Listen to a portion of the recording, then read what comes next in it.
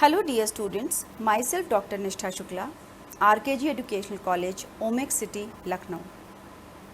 Now you already know about learning and its concept. So we shall move on to its theories. Paper 2, The Psychological Perspective of Education, Unit 2.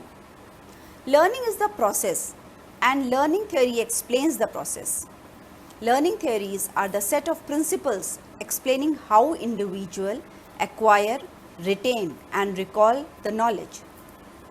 By studying different learning theories, we can better understand how the learning occurs.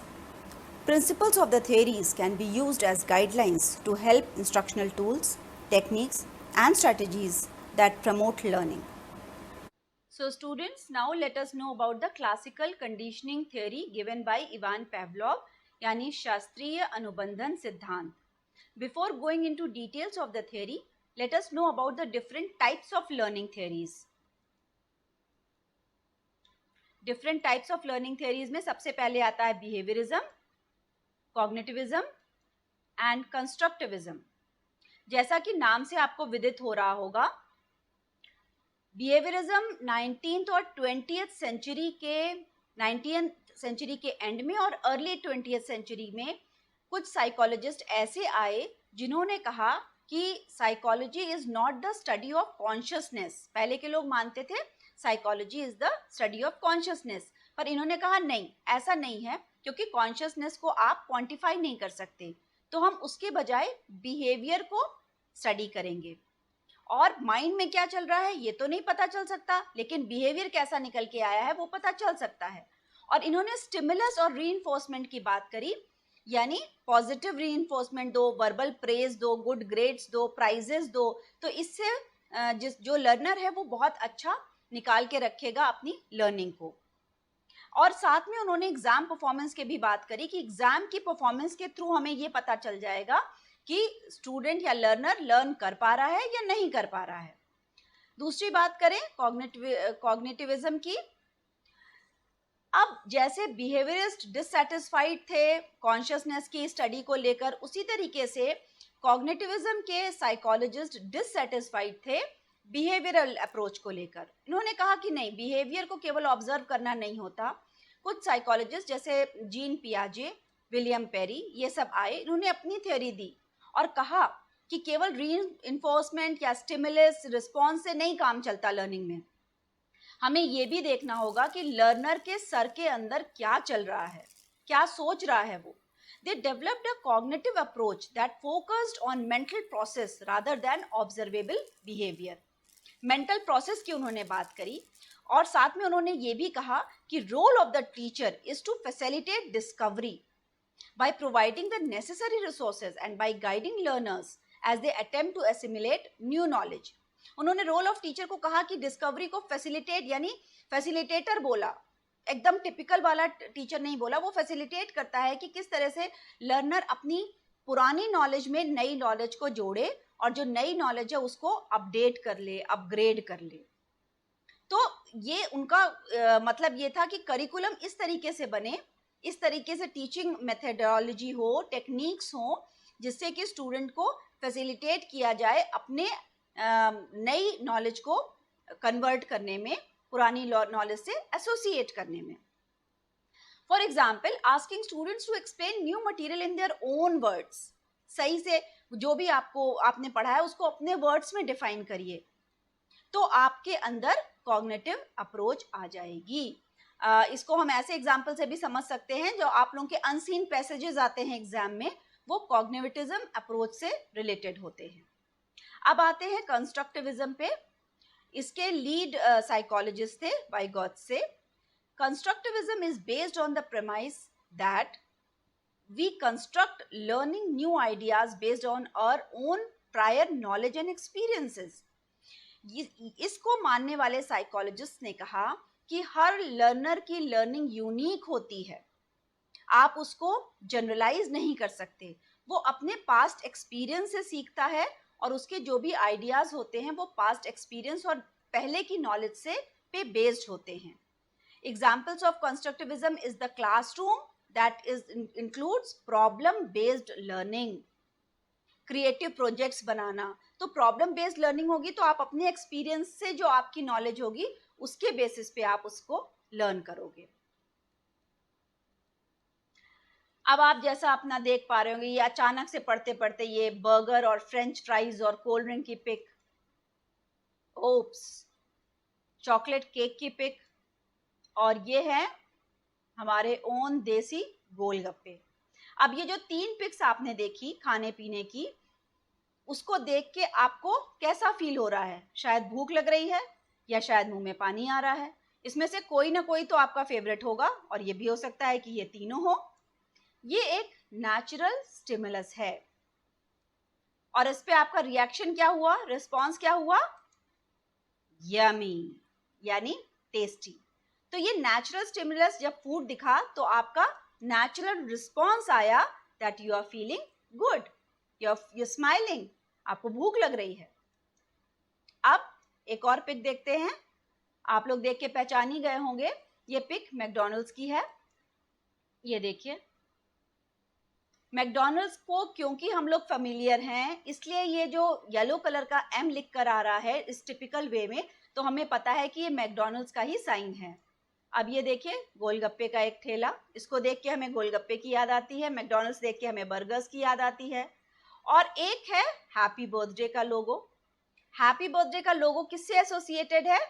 Cake से, क्योंकि जब भी हम किसी birthday party में जाते हैं और कुछ एक्सपेक्ट करें ना करें, एक बढ़िया सा केक जरूर एक्सपेक्ट करते हैं। So these are conditioned stimulus. अपने आप में हैप्पी बर्थडे से केक की याद आए, ये हमारे लिए इसलिए है क्योंकि हम बर्थडेज में केक काटते हैं। एम देख के हमें बर्गर की याद इसलिए आती है क्योंकि हम मैकडॉनल्ड से फेमिलियर हैं, और हम सब ने बताशे खाए होंगे, गोलगप्पे खाए होंगे ठेले पे, तो उसको देख के हमें, ठेला देख के हमें गोलगप्पे की याद आ जाती है। लेकिन अगर किसी फॉरेनर को आप ये ठेला दिखाएंगे तो शायद उसको याद नहीं आए, या जिसने कभी मैकडॉनल्ड्स में खाना नहीं खाया हो, फेमिलियर ना हो, उसको आप ये एम का साइन दिखाएंगे, येलो कलर का एम, तो उसको कोई भी रिस्पॉन्स नहीं आएगा। तो ये कंडीशनड हो गई है, हमारा माइंड में कंडीशनिंग हो गई है कि ये सारे चीजें हमें खाने की याद दिलाती हैं। ये हमारा खाना और ये हमारा रिस्पॉन्स यानी यमी।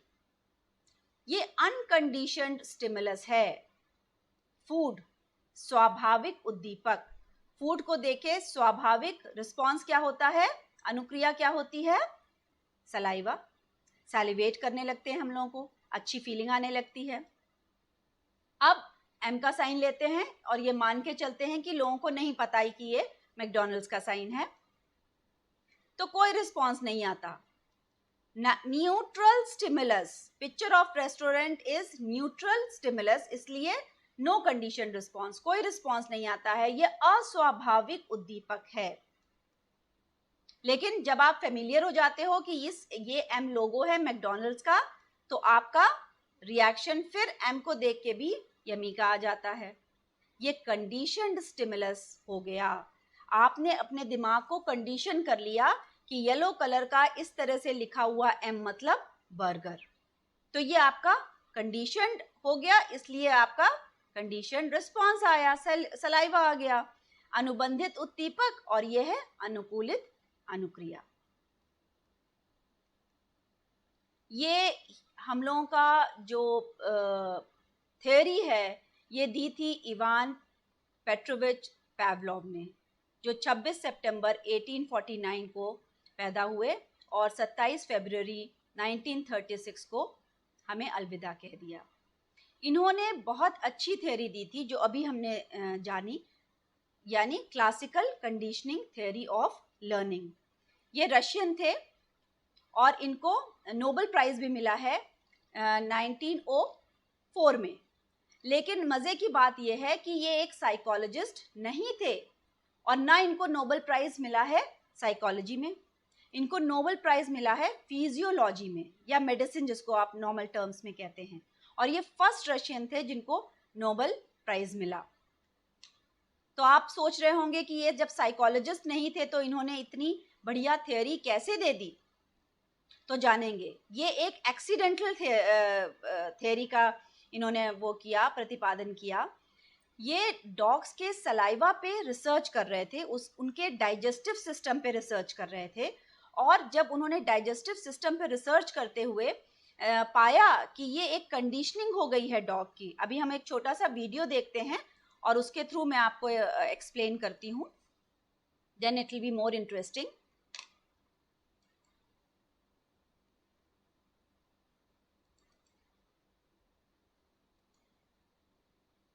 बहुत इंटरेस्टिंग लगेगा आपको, क्योंकि ये वीडियो छोटा सा ही है, पर हम लोग इसको देखेंगे और जानेंगे कि किस तरीके से इवान पेवलोव ने अपनी वीडियो के थ्रू ये जाना कि कंडीशनिंग थ्योरी क्या होती है, किस तरीके से स्टिमुलस मिलता है और रिस्पॉन्स मिलता है। ओपन हो रहा है। जब ये सलाइवा, ये देखिए ये इनका डॉग है, जब ये सलाइवा पे रिसर्च कर रहे थे, बेसिकली उसके डाइजेस्टिव सिस्टम पे रिसर्च कर रहे थे, तो जब इन्होंने रिसर्च किया, ये एक मीट का पाउडर देते थे और ये देखिए सलाइवा का इन्होंने इकट्ठा करने के लिए एक ट्यूब लगाया हुआ है। ये एक्चुअली पेवलोव नहीं है, this is just a dramatic recreation. ये बंदा जो इनका असिस्टेंट है, ये इस डॉग को खाना देता था, मीट देता था। मीट देखकर डॉग को सलाइवा आ जाता था, लार आ जाती थी। ये देखिए किस तरीके से सलाइवा को ये मेजर कर रहे हैं। अब इसको मेजर करते करते इन्होंने ये देखा कि मीट को देखकर डॉग को सलाइवा आना तो बहुत नेचुरल सी चीज है। लेकिन फिर उन्होंने नोटिस किया, क्योंकि ये इनका एक सलाइवा इकट्ठा करने वाला इंस्ट्रूमेंट तो हर समय लगा रहता था। फिर इन्होंने देखा कि ये जब मेरे असिस्टेंट को देखता है, यानी जो इसको खाना देता था, उसको देख के ही इसको सलाइवा आने लगता है। अब जाहिर सी बात है कि ये असिस्टेंट को तो खाएगा नहीं, असिस्टेंट ना कोई खाने की चीज है, लेकिन क्योंकि असिस्टेंट इसको खाना देता था, इसलिए उसने एक कंडीशनिंग कर ली कि असिस्टेंट मतलब खाना मिलेगा मुझे। इसको प्रूव करने के लिए इन्होंने एक इस तरीके से, जैसा आप देख पा रहे हैं, एक बैरियर लगा दिया डॉग के आगे, और फिर ताकि वो असिस्टेंट को देख ना पाए, और फिर इन्होंने ये इस तरीके से खाना दिया ताकि वो असिस्टेंट को ना देखे। तो जब उसने देखा नहीं असिस्टेंट को, तो उसके कोई सलाइवा नहीं निकल रहा है। अब जब वो मीट को देख रहा है, अब देखिए उसका सलाइवा आना शुरू हो गया। वो देखिए ट्यूब में इकट्ठा होता जा रहा है सलाइवा, अब सलाइवा आ रहा है। अब इस चीज को उन्होंने और ज्यादा क्लियरली जानने के लिए कंडीशनड कर दिया। कंडीशनड मतलब जब उसको खाना दिया जा रहा है तो उधर वो एक बेल बजा रहे हैं। ये देखिए बेल है, ये देखिए ये टिक टॉक की आवाज है। अब डॉग देख रहा है कि ये आवाज कहां से आ रही है, लेकिन उसको कुछ दिख नहीं रहा है, बट वो टिकटॉक की आवाज सुन रहा है। और जब ऐसा 15 दिन तक लगातार किया गया, तो इस टिकटॉक की आवाज से ही इसको सलाइवा आना शुरू हो गया। टिकटॉक की आवाज बिल्कुल भी फूड की याद नहीं दिलाती है, खाने की याद नहीं दिलाती है डॉग को, लेकिन क्योंकि जब जब उसको खाना दिया जाता था तब ये टिकटॉक चलाया जाता था, इस वजह से उसके दिमाग में ये चीज बैठ गई कि जब ये देखिए टिकटॉक की आवाज आएगी तो मुझे खाना मिलेगा। तो इस टिकटॉक की आवाज से ही उसने एसोसिएट कर लिया कि इसका मतलब खाना और खाने का मतलब सलाइवा। होपफुली आपको ये समझ में आया होगा experiment students. It was a very interesting experiment. वापस से आते हैं हम लोग अपने स्लाइड्स पे। ये तो हुआ जानवरों पे प्रयोग, इसके अलावा मनुष्यों पे भी इसका प्रयोग किया गया। एक साइकोलॉजिस्ट हुए हैं जॉन वॉटसन, अमेरिकन साइकोलॉजिस्ट थे, उन्होंने ये प्रयोग किया। 18 महीने का एक बच्चा था जिसका नाम था एल्बर्ट। उन्होंने उस पे ये प्रयोग किया था, इस 18 महीने के बच्चे पे। इन्होंने इस 18 महीने के बच्चे को एक व्हाइट रैट दिखाया। वो व्हाइट रैट देख के बहुत खुश हुआ, उसके साथ खेला, उसको किसी भी तरह का डर नहीं लगा। जैसा आप फिगर में देख पा रहे हैं, बच्चा खुश है व्हाइट रैट के साथ। लेकिन उसके बाद इन्होंने एक एक्सपेरिमेंट करते हुए व्हाइट रैट को दोबारा बच्चे को दिया और साथ में एक बहुत जोर से हथौड़े से आवाज करी। अब हथौड़े की आवाज से तो बच्चा डर ही जाएगा। जब जब उन्होंने व्हाइट रैट उस बच्चे को दिखाया, तब तब उन्होंने हथौड़े से बहुत जोर से आवाज करी, बच्चा रोने लगा। अब उसके दिमाग में ये कंडीशनिंग हो गई कि ये वाइट फर वाला रैट मैं कभी भी कहीं भी देखूंगा तो इतनी जोर से भड़ से करके आवाज होगी। अब उसके दिमाग में ये कंडीशनिंग हो गई है। फिर उसके बाद उन्होंने एक प्यारी सी फर की कैट रखी उसके पास, फर वाला टेडी बियर रखा और एक रैबिट रखा। तीनों ही हार्मलेस चीजें थी, लेकिन क्योंकि ये तीनों वाइट थी और फर वाली थी और उसका पास्ट एक्सपीरियंस ये रहा था कि जब भी मैं ये वाइट कलर के फर की कोई चीज देखता हूं तो बहुत जोर से आवाज आती है, तो ये तीनों देखकर भी वो बहुत ज्यादा जोर से रोने लगा। तो ये इन्होंने ह्यूमन एक्सपेरिमेंट करके प्रूव किया। तो यही है क्लासिकल कंडीशनिंग थ्योरी। और डिटेल में पढ़ते हैं। बिफोर कंडीशनिंग होता है unconditioned stimulus results in unconditional response. कोई कंडीशन नहीं है, एकदम नेचुरल रिस्पॉन्स है, खाना देखा और सलाइवा आया। ठीक। फिर नेक्स्ट फेज है during conditioning. Once neutral stimulus becomes known as conditioned stimulus. एक बार कोई चीज जो उद्दीपक न्यूट्रल था, जैसे उस बच्चे के लिए वो फर वाला चूहा न्यूट्रल था, वो रैट न्यूट्रल था, जैसे उस डॉग के लिए वो घंटी की आवाज न्यूट्रल थी, उसका खाने से कोई संबंध नहीं था, लेकिन क्योंकि उसको खाने के साथ एसोसिएट किया गया तो वो कंडीशनड उद्दीपक हो गया। Once neutral stimulus now becomes conditioned stimulus. Last phase आता है after conditioning. Presenting the conditioned stimulus alone will come to evoke a response even without the unconditioned stimulus. यानी बिना खाने के भी डॉग को सलाइवा आ गया केवल बेल की आवाज से, क्योंकि उसका दिमाग कंडीशनड हो गया था। तो उस रिस्पॉन्स को कंडीशनड रिस्पॉन्स कहते हैं। आई होप आप लोगों को क्लियर हो गया होगा ये चीज। अब देखते हैं प्रिंसिपल्स ऑफ द थ्योरी। इसके कुछ प्रिंसिपल्स हैं। सबसे पहले प्रिंसिपल की बात करते हैं एक्विजिशन यानी अधिग्रहण। Acquisition is the initial stage of learning when a response is first established and gradually strengthened. अधिग्रहण करना यानी जब कंडीशनिंग हो रही होती है, ये न्यूट्रल स्टिमुलस के साथ जब पेयर कर दिया जाता है अनकंडीशनल स्टिमुलस को। याद करिए, जब बेल के साथ खाना दिया जा रहा है, ये वही स्टेज है।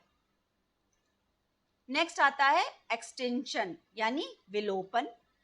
Extension is when the occurrence of condition response decrease और डिसअपीयर। जैसे ही खाना दिया जाता था डॉग को, तुरंत ही बेल बजाई जाती थी। ऐसा 15 दिन करने के बाद 16वें दिन उसको बेल की आवाज से ही सलाइवा आ गया। लेकिन अगर हम इस चीज को रोक दें, यानी आगे आने वाले 10 दिनों तक कोई बेल नहीं बजी, केवल उसको खाना दिया गया, तो विलोपन हो जाएगा कंडीशनिंग का। यानी जो उसने सीखा है कि इस बेल के साथ ये आवाज आएगी, उसको वो भूल जाएगा। फिर बेल की आवाज से उसको अगले 10 दिन बाद अगर आप बेल बजाओगे तो शायद उसको सलाइवा नहीं आएगा। नेक्स्ट इज स्पॉन्टेनियस रिकवरी, स्वतः प्रकटीकरण। पहले में हमने देखा विलोपन में कि उसको सलाइवा आना बंद हो गया क्योंकि हमने हटा लिया कंडीशनिंग को, यानी बेल की आवाज को हटा लिया, तो अपने आप वो बेल की आवाज से सलाइवा आना खत्म हो गया, उसका विलोपन हो गया।